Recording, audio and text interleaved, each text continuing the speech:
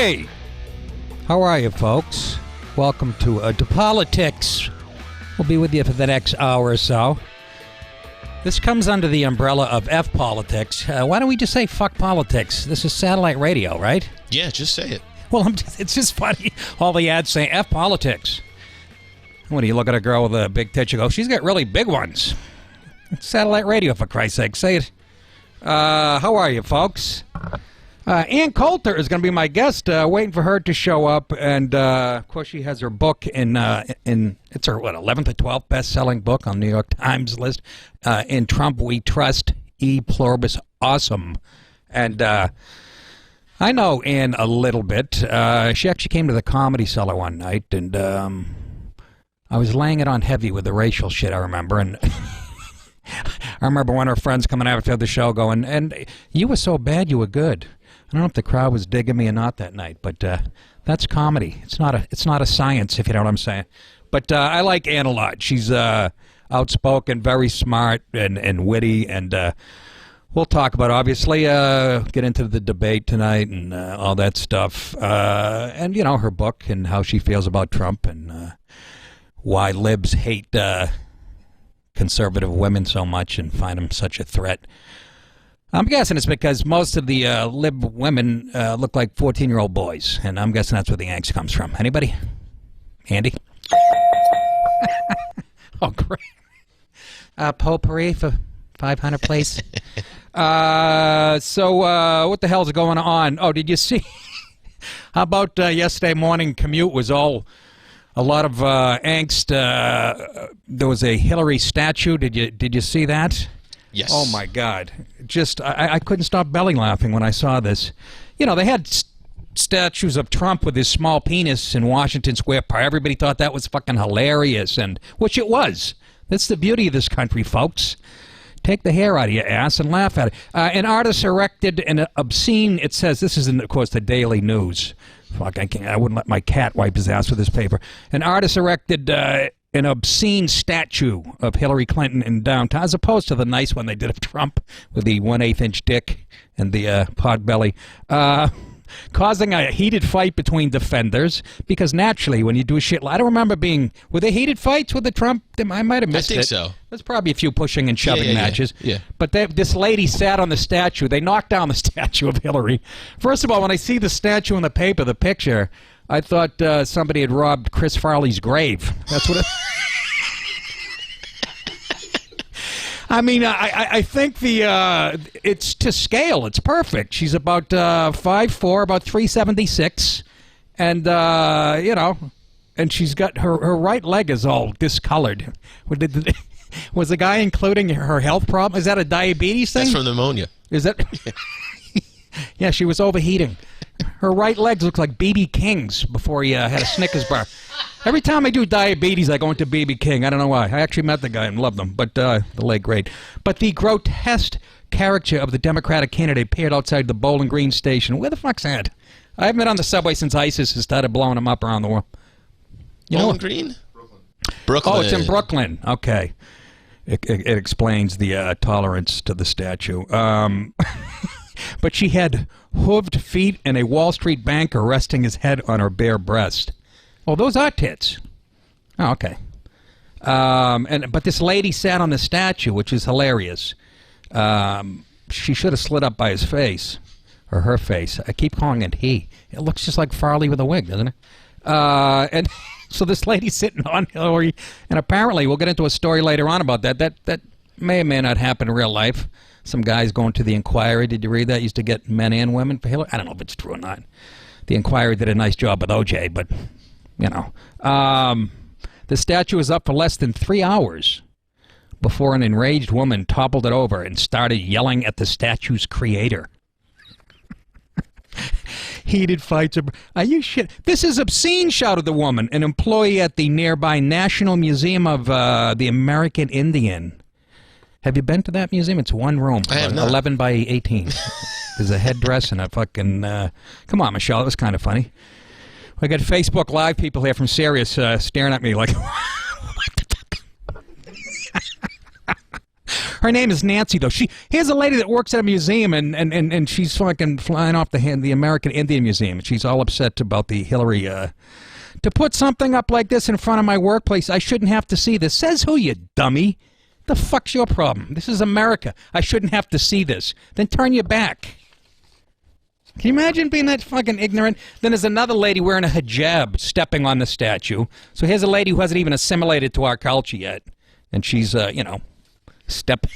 telling the guy not to put the statue back up. But I think it was a nice likeness of her. She's got a nice beer gut, saggy tits, and looks like John Madden. The statue, the guy who erected it is 27-year-old Anthony Scioli. Sorry, I should be able to say that. It's my wife's maiden name. No. As he tried to prop up the structure, at one point during the tussle, the woman sits on the statue to prevent Scioli from picking it back up. What's the matter, lefties? You tolerant fucks? What's the problem? Huh? Well, where's all that open-mindedness and shit? Come on. Don't be the fucking whiny bitches that you are. We know this lady is, Ma Barker. But finally, of course, you had to find one guy, Gene H. He was 39. He's an IT worker. He told the paper, citing his belief in freedom of speech as a reason the statue should stay up. Well, thanks. There's a novel idea, huh? Somebody finally has the balls to speak up. And, Do you remember? I don't know if you guys remember. You guys were born, what, 1999? When Giuliani was mayor, they had a display of a crucifix dipped in piss. Yes. And that was fine. Rudy hated it and was going to take funding away from the arts, but the libs and all the lefties were fucking loving it. Just a crucifix and piss. Imagine doing something like that today with whatever, Muhammad or something. What would happen? You know damn well what would happen. Everybody would come and defend it Again, come on, folks. This is America. This is the beauty of this shit. Oh, I didn't see the statue of her standing. Wow. And Bills never fuck that. You have to. There's no way. That is a beard. That should have been a statue of a beard. Just a beard. Like relief pitchers wear. But this is the part that cracked me up at the end of the story. Around 8:30 a.m., officers with the counterterrorism unit arrived to the scene and ordered Scioli to dismantle and remove the statue because he failed to get a permit for the demonstration. Like all these hot dog vendors in New York have permits.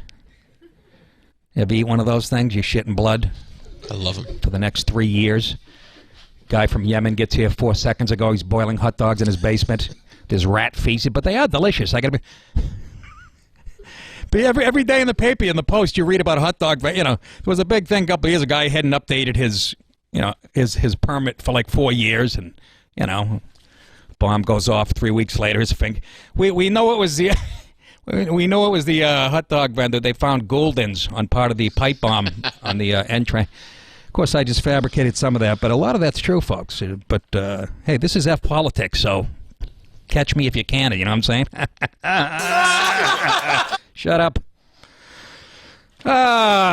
Anyhow, what else is going on? That was. Oh, then I was. We'll get to the election in a few minutes. Who gives a fuck?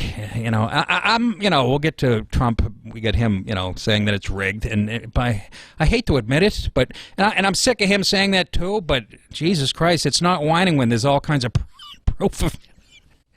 We have President Obama telling him to stop the whining. If you can't handle it, and if you start to lose something, you start whining. That's what I do.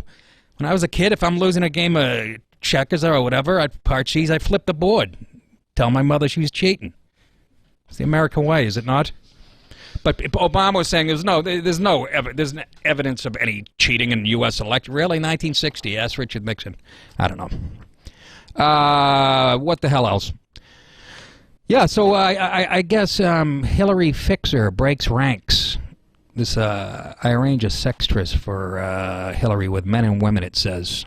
Hillary Clinton is a secret sex freak who paid fixers to set up illicit romps with both men and women. This blockbuster revelation from a former Clinton family operative who was sensationally breaking ranks with his one-time bosses to speak to the National Enquirer. Why don't you go to the New York Times with it? See a guy trying to get in they got the doors locked, they're shooting at him. And a bombshell 9-page cover story. It's funny because I've been saying this on stage since that tape came out about Trump. You know, I'm like, you're going to tell me Hillary? Okay, Trump loves pussy, so does Hillary. We don't have any tape of her out there bragging about some giant face she sat on the night before. Come on. Where's that? There's got to be some audio. And turns out I was right. But this is useless because unless you have audio or video, right? It's just hearsay or her say or she say or whatever it say. But this doesn't even bother me. I mean, come on. It's Bill was banging this. She's all okay. You're gonna do that. I'm gonna do this. Bill Clinton actually said, and I said this yesterday, said to one of his flings he was having. It might have been Jennifer Flowers. I can't remember which one, but he said, Hillary's eating more pussy than I have. And so that's not gonna do it. You got to get footage of her, like it looks like that statue. Yep. Her laying in the street somewhere in France with a lady spinning on her nose. Are you with me? Come on, folks. Uh-oh. I asked Norton if he could pop in, but he's opening for Elvis tonight. No. He says, I'm just leaving this, seeing this. I have a UFC Unfiltered tape on Wednesday. We have tomorrow morning, though. I'm coming in. I'll be on Norton's show tomorrow. A little cross promotion. Is Ann here yet? You guys are all looking out the door, or is there a statue of Trump? What are you fucking... What's... Wait till I get a hold of her. I was going to defend her, and I'm going to throw her to the wolves. We'll open up those phone lines. I don't know. I just saw a bunch of important guys with ties going into... What did I say? Something wrong? Am I in trouble already? No. I just saw a cop going into the CEO's office. This is, I guess, Donald Trump's way of fighting back against Hillary and all her accusation. They did a number on him, and the WikiLeaks stuff is still pouring out. But we want to hear about pussy and scandal and whatnot, and it really is depressing if you vote the way I do. Well, okay, why are these guys, they're making me nervous. I got business-looking guys out there listening, and, did I just see Bill Clinton run by? No, they could be here for anything. Oh, yeah. They necessarily have to be for you. No, they're here to fix the toilets. They're in three-piece suits, and they're doing grout work in the ladies' room. By the way, that men's room smells like a goddamn lion's cage. Made the mistake of going in there 5 minutes ago. Some program director got here from Columbia, dropping a fucking hot one. Anyhow, what does this person say about getting Hillary women and men? But first of all, I hope there are no pictures, unless I want to induce vomiting. This person says she had come to the studio to see the filming of a movie in 1994. While I was there, I helped her slip out of a back exit for a one-on-one session with the other woman. Oh, was she sitting on a dumpster? Pair of hot pants waiting for... It was made to look casual, leaving quietly rather than being caught up in the melee, but really it was for something presumably more sordid. What the fuck does that even mean? It was made to look casual. Naturally, what was she going to stand up and go, can we pause the movie? I want to go eat pussy. We're out of popcorn. I'll be back in a few minutes. What's more, it wasn't just Hillary's flings with women that the shadowy Mr. Fix helped to orchestrate. Hillary's former bagman finally confessed to the Inquirer just how he helped her to cover up her affair with married lover Vince Foster, too. Well, that's good. What was this, from 1850? The shadowy figure who provided proof of his employment for the Clintons also revealed the 12 fixes he covered up, including how Hillary secretly plotted to counterattack on Bill's mistress, Monica Lewinsky. What did she do, hide the cigars?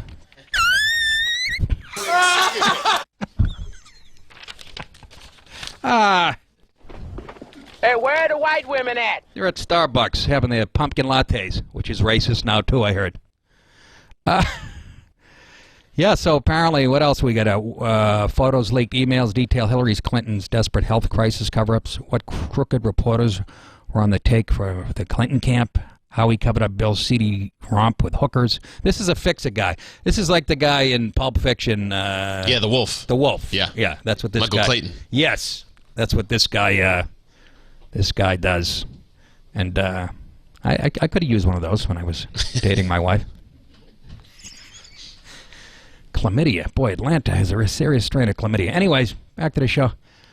Which A-list celebrity had a secret affair with Bill during his presidency? It would be easy to guess which one didn't. The only guy that didn't fuck him, I think it was Alan Hale from Gilligan's Island. I mean, only person that didn't fuck. My sister's ass. In the bombshell expose, the Inquirer will reveal the fixer's dossier of smoking gun proof, 18 red pubic hairs. No, he also tells his confession of a Clinton bet. Yeah, okay, whatever. Again, you know, we have Trump saying this stuff, so you got to at least have audio. Am I right? You agree with that? You need audio or visual? I'm talking to you fucks. Nobody listening? Okay. You need audio or visual for this to be damaging. Am I right? Andy, are you with me? I'm with you. Jesus fucking Christ. It's like talking to Kathleen Scheibe. What was her name? Terry. Terry, thank you. I should know that. I actually did a joke on the roast. I was the first one to make a joke about a lady in a coma, but people jumped on the bandwagon. So I'm going to have to buy the Inquirer, and when that comes out, that's going to be terrific. Just seeing Hillary chowing, and burping, smoking cigars, and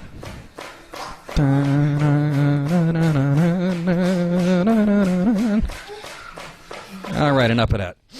That was her at a preview, a trailer of the movie Beverly Hills. It was Toy Story 2. Anything? Nobody? Great. Oh, Coulter, I'll tell you. Can we get Ann Coulter? That's the announcer for Letterman. He used to work at... Here's a nice story for you under the category. This is getting away from the more about culture and me being a white heterosexual male and the shit I have to deal with now because some shit that went on 800 years ago. Students... By the way, Steve, the Facebook Live guy, is a black guy. He's laughing his balls off, just so you people out there are getting nervous in your cars. Going, Jesus, that was kind of racist. Shut up! Shut it!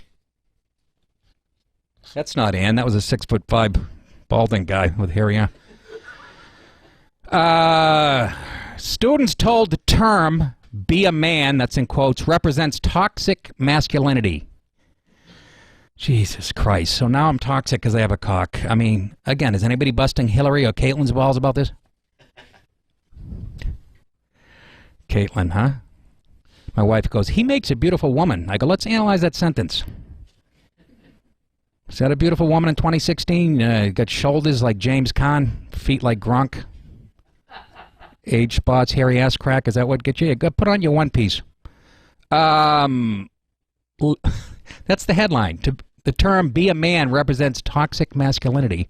Gettysburg College freshman James Goodman began his first moments of higher education by being lectured by campus leaders about toxic masculinity.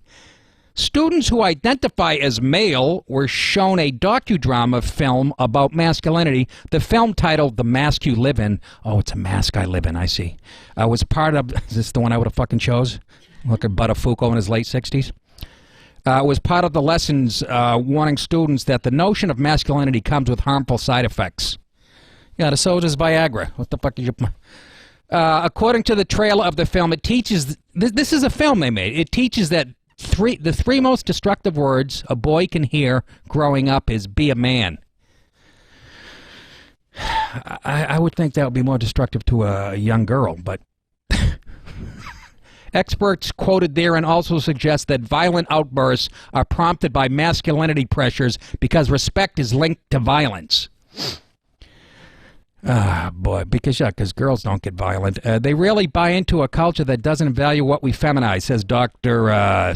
She's a scholar, or he, I don't know, again, Dr. Naomi Way. Continuing that people of both genders will go crazy under this construct. We've been living under this construct, you scholar and dope, for the last 1,000 years. It's been working out pretty well, okay? Yes, there's some confusion about what bathrooms to use, but it's been going pretty well up to this point. I was at a dance club the other night. You had a ladies' room here and the men's room right next to it. Right in between was a pile of shit with a mustache and a tampon stuck in it. I mean, there's some confusion going on out there.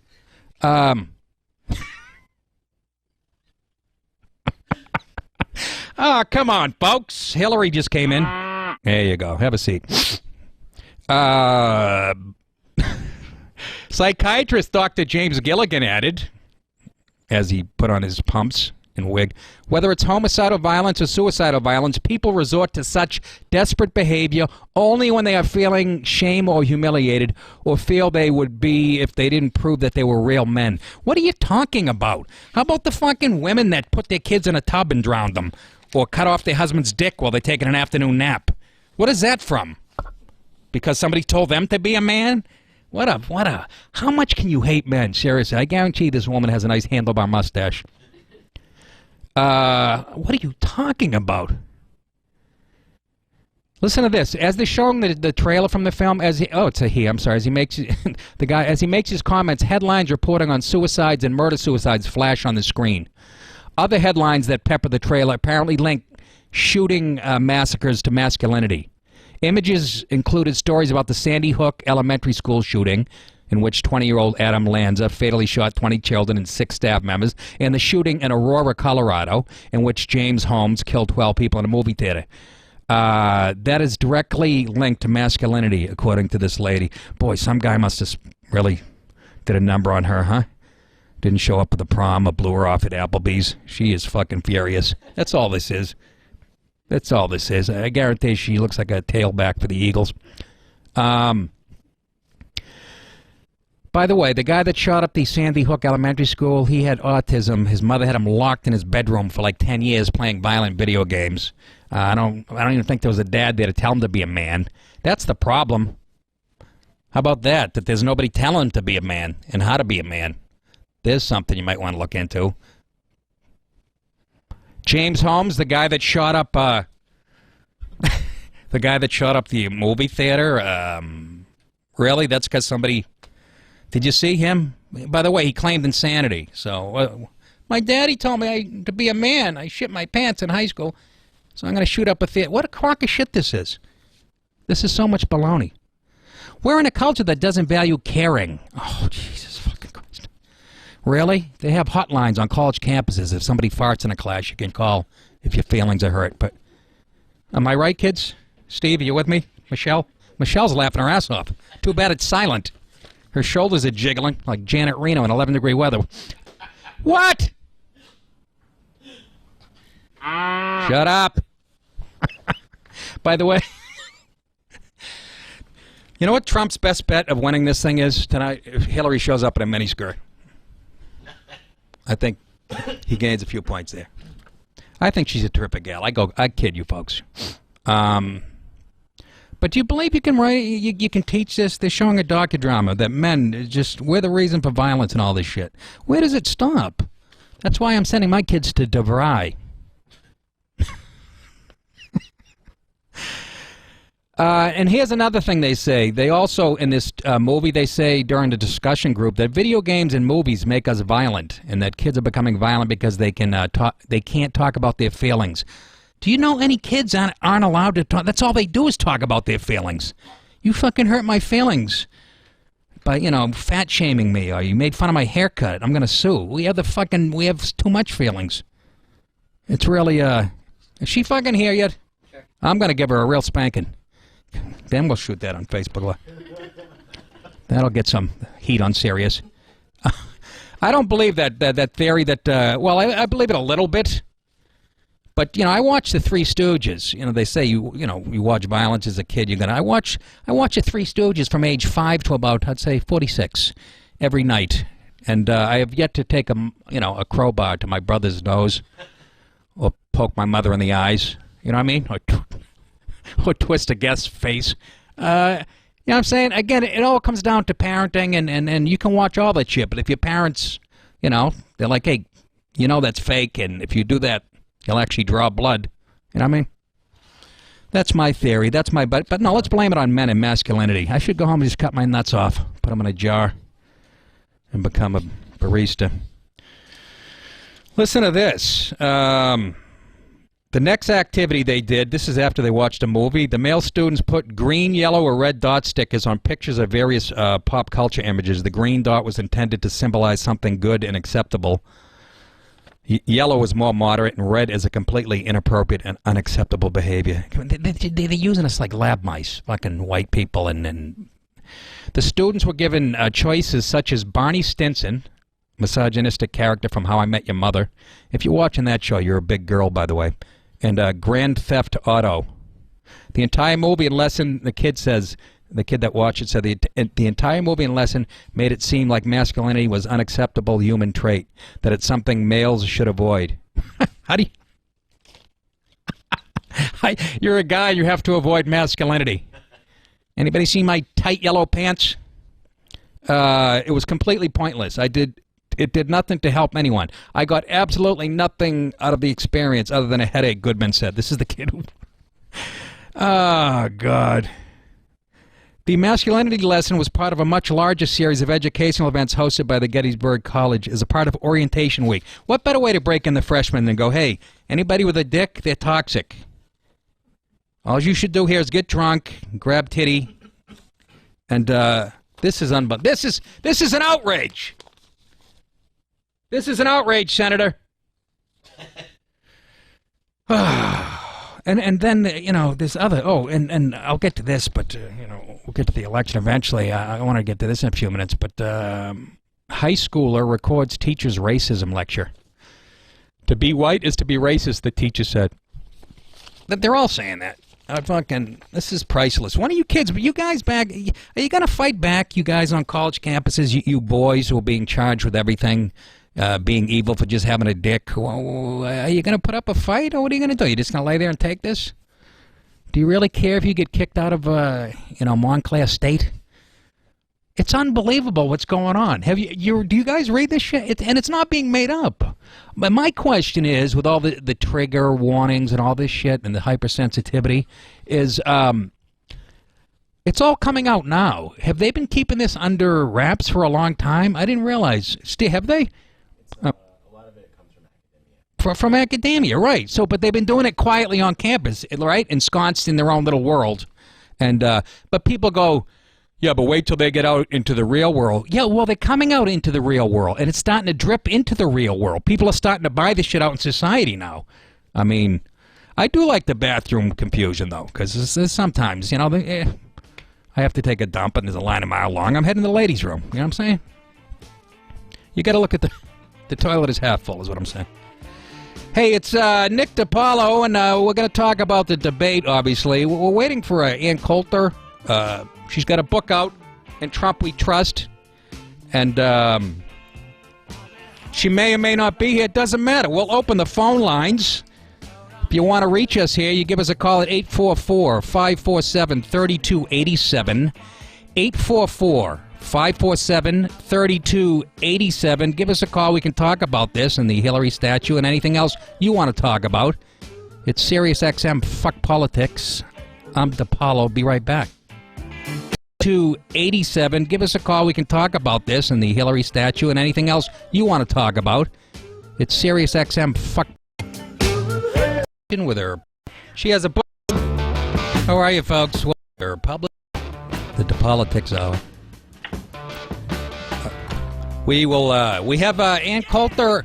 I don't know if there was a miscommunication with her publicist. I thought she was going to be here live, but we have her on the line, do we not? She has a book out. Hi, Ann.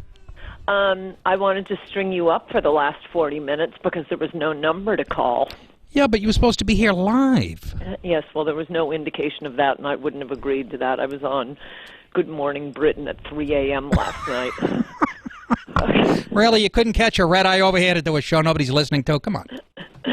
No, I'd love to see you in person, but maybe we'll do it in person later. Yes. And, by the way, I have other interviews lined up all morning. The other reason I couldn't have done it live, but we're wasting our 4 minutes on this chit-chat. Well, Here I am. Yes, absolutely. Well, I hope you're auditioning for a CNN gig over there. Broad doesn't even know the term limits and stuff. But I'm quite sure I have more listeners right here, right now. Absolutely. Tell the people why we should vote for Donald Trump. as you and I are. Don't be distracted by the shiny objects the media is throwing at you. This is the ruling class against the people. There is a reason they've been, both my ex-party, the Republican Party, and the Democrats have been hysterical about Trump since he announced. They have all the we whole gotta thing do. wired. They are dumping low-wage workers on the country, both the Republican and Democratic Party, through immigration. They're sending jobs abroad with, as only Trump has pointed out, these job-killing trade deals. And they're going to keep the military-industrial complex going with endless, pointless wars in the Middle East. A victory for them, and what you should look for tonight is try to keep Trump from talking about his issues. As I describe in my magnificent New York Times bestseller, In Trump We Trust. Yes. E pluribus awesome. Yes. No one was ever for Trump because of his personality or character. Stop obsessing with his personal baggage. It is not about this. This is our only chance to save the country. We can argue about everything else. We can put dignified, elegant people like Mitt Romney in the White House after that. But first, we got to save the country. I like what you said about is the office of the presidency really that high a bar? I've been saying this on stage. Do you know what I'm saying? I'm like, this is of, for, and by the people. He is a real guy. Yeah, he's boorish or whatever. Big deal. But like you said, Obama was a community organizer. Okay? Right. So, right. We had the son of a president before that and a rapist before that. Fantastic.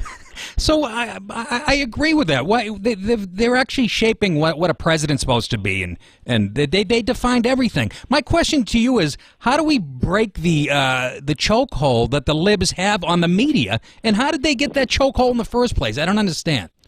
Yeah, that's a question we've always wondered about. I think it's sort of the same way 90% of firemen are Irish.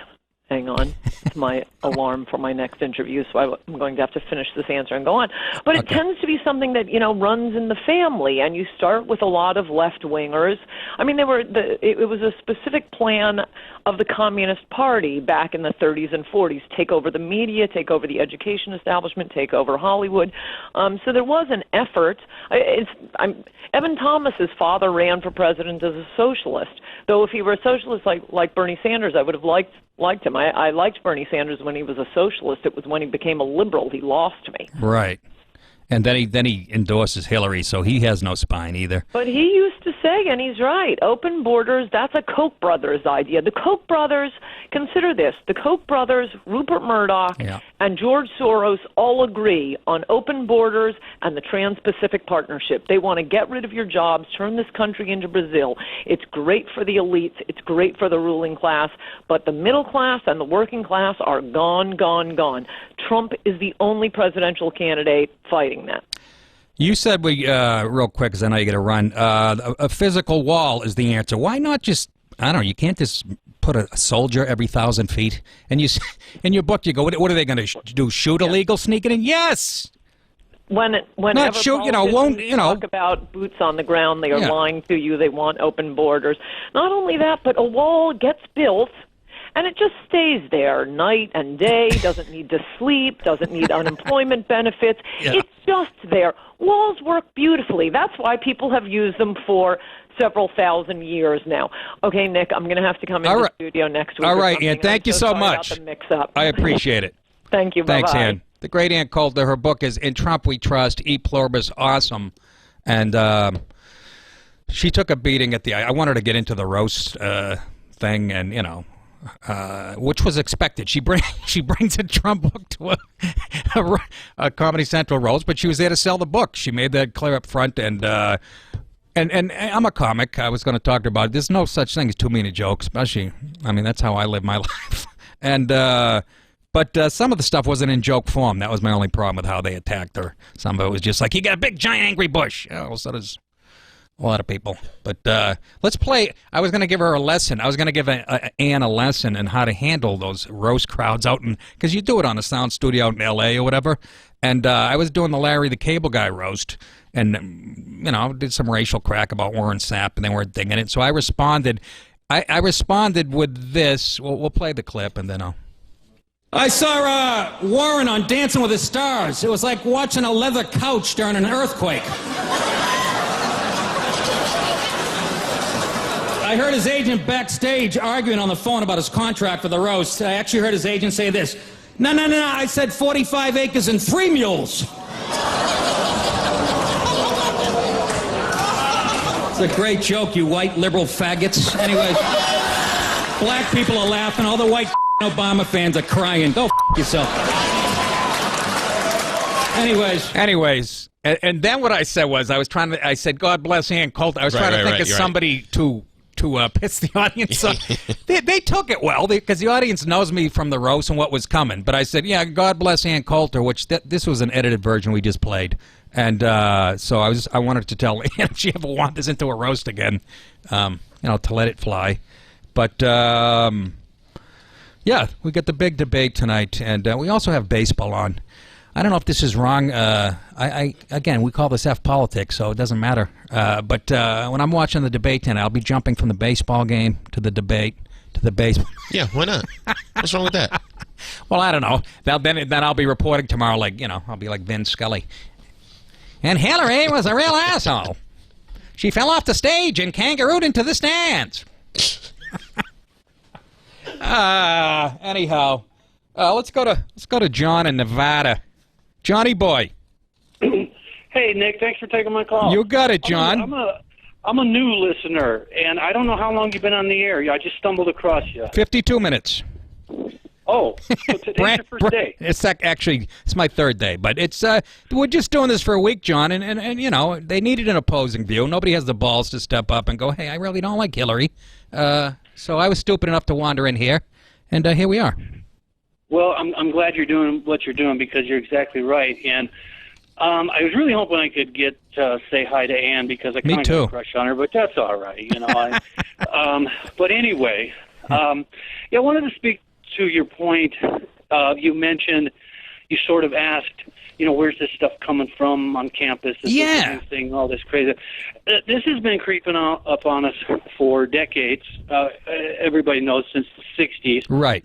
And Ann made the classic point is that the socialists, the liberals, etc. Their way to control America and our minds and our young people's minds is to control the media, academia, and popular culture. Right. And they have permeated. They have been very successful. But one of the best examples that you're going to be able to get if you're not super up on this stuff is Robert Bork's book, Slouching Towards Gomorrah. That's the book. That's the book I quote all the time. That's the book that changed my life. I'd have to say, it was me as well. That and Humpty Dumpty, but that was the book that really I said, I haven't been imagining that men are portrayed as weak in movies and stuff. It pointed out all that stuff, and that's one of my favorite books. It is the classic primer on this subject. And since it was published, 12, 14 years ago, it's sort of out of the mainstream curve. Your classic conservatives know it, all the but there's a lot of, your Joe Sixpack type guys, they're not terribly familiar with it. Right. They're too busy making a living. I would like to see a resurgence of this book, and there's been some really good stuff coming out lately. But the other thing that's really getting me, and I think a point that some people are missing, even vocal people. So maybe you could think about this. I know a lot of liberals. I've worked with a lot of young people. My daughter and son-in-law are liberal atheists, and we get into a lot of colorful discussions. And what I'm really seeing that really bothers me more than anything else is, if they've got their point of view, that's fine. I'm not. I'm a fair guy. I'm sort of a centrist, but it's the hypocrisy. They're doing exactly what they're criticizing everyone else for. That's exactly right. And for an example of that is they are running their belief system down everyone else's throat. They say, don't ram your Christian values down my throat. Right. But then they turn around the next sentence and they proceed to ram their views down my throat. And then the shout downs. The shout downs are really, academia used to be an arena for sharing ideas, trading ideas. Yeah. Objective debate. Right. And the other thing that I really think a lot of your younger so-called intellectuals don't understand, and I read this a long time ago, if you put forth a theory, if you have an idea, like let's say Donald Trump is a racist or whatever your idea is, before a classic intellectual in academia, we're going back decades, okay, before they made that public statement or before they opened that argument, the first thing they did was try to find out every bit of information, every scrap of information they could to prove themselves wrong, because they did not want to be seen as a fool. And that topic, that perspective is entirely missing in today's academia. Right.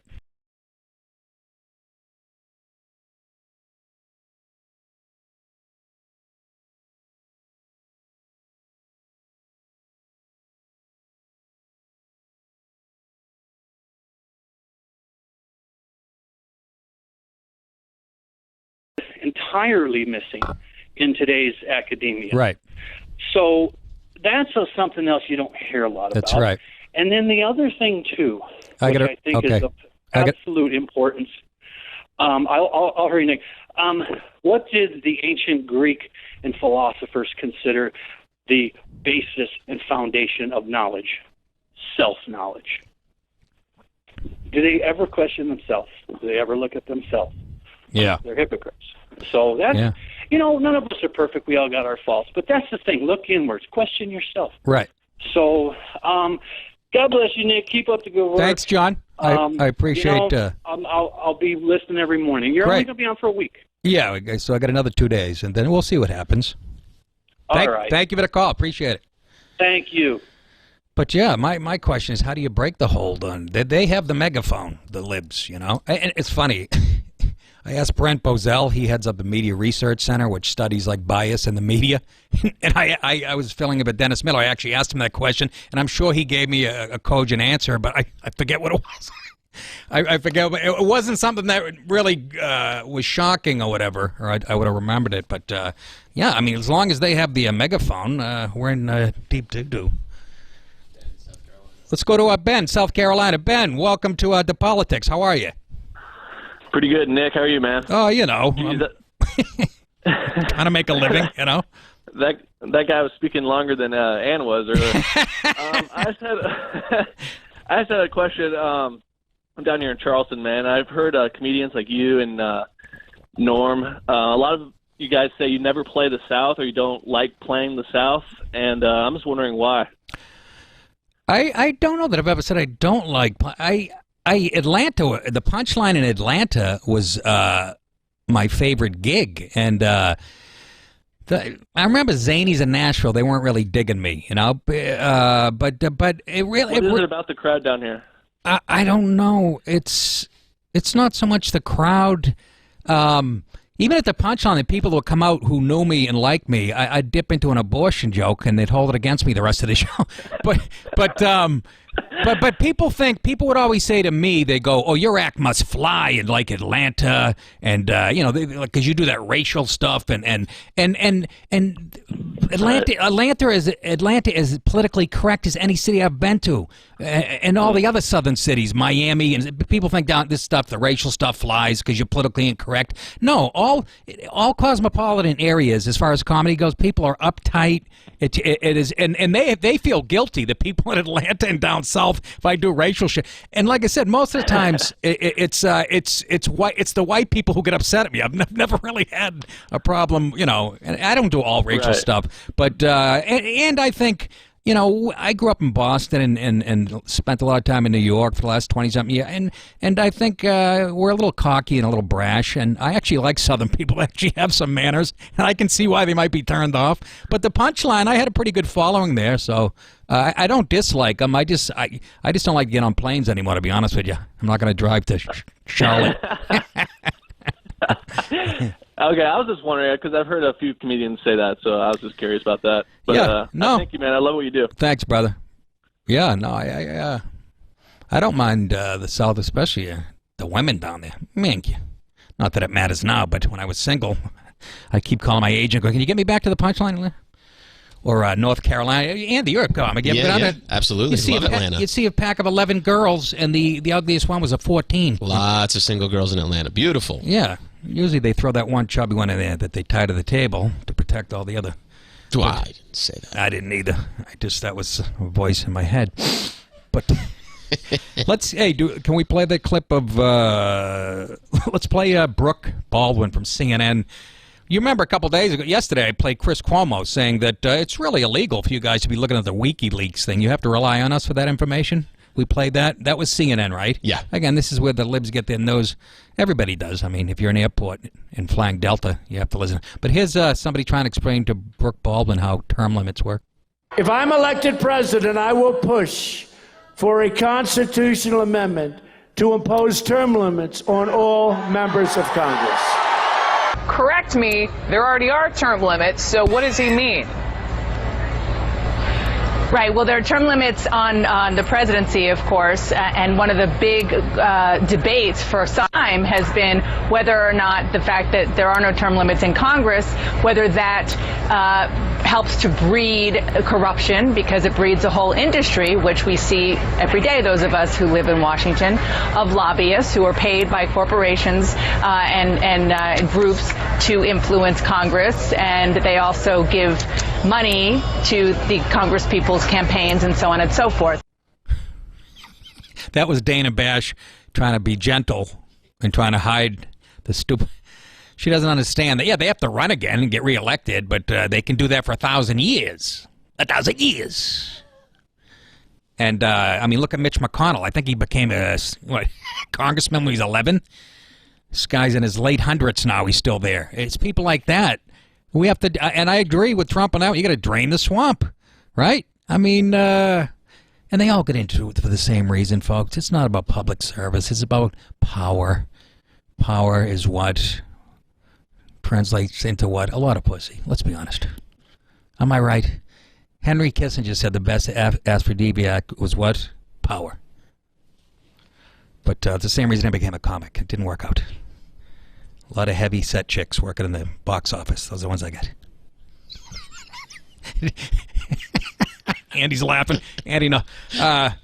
But yeah, you got to drain the swamp. You can't. Every time I see, that's why I like Trump's fighting with the establishment, the GOP. I love it. I love it. You know, Paul Ryan. That guy had me fooled. And but the Mitch McConnell. Every time I see him, he's like an owl with those glasses, no chin. I've been here 120 years. We're doing our best to stop Obama, but he's a very intelligent black fella, and he's, I don't know what to do. Yeah. How do you not know? That guy, there's no term limits. Guy turned 560 2 days ago. Enough already. How much time, Andy? We got a minute left? Son of a gun. That went by like 4.5 hours. I felt like I was doing a marathon for sick kids. Jesus H. Christ. Anyhow, did we get any of that? Not how much? You didn't put it all on, did you? 8 minutes on Facebook Live? That ought to finish me in the business. I had about 8 minutes left in my career the way it's been going. But I'll see you guys again. And again, it's F Politics on Comedy Greats 94 series. I'm Nick DiPaolo doing DiPaolotics from 11 to 12 tomorrow and Friday. We got Noam, the guy that owns a comedy cellar, tomorrow, and the great Colin Quinn on Friday. That's going to be a blast. Watch the debate tonight. We'll be talking about it tomorrow. Take care of yourselves, kids.